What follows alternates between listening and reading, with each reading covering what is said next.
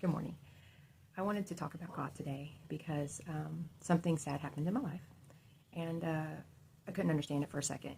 Like my cat passed, and I didn't know.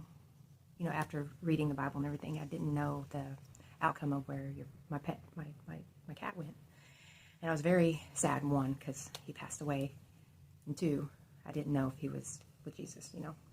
And so my journey, God, he's just amazing. I was questioning, like, it's blue. Okay, so then I get the verse.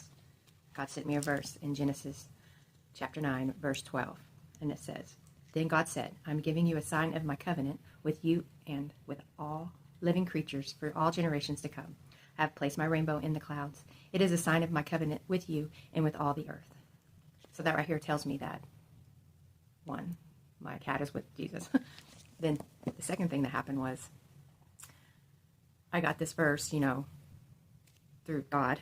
And then the next day I went to my Bible study and they were talking about the same verse. Then I was still, distraught. And I thought I saw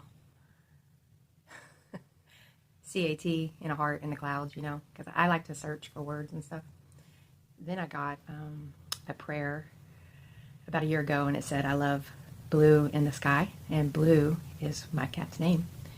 And then I hadn't been to choir in a little bit, and every week we get colors, and I was thinking about going to choir, and then my email said the colors were blue, so I went to church and choir, and I wore blue.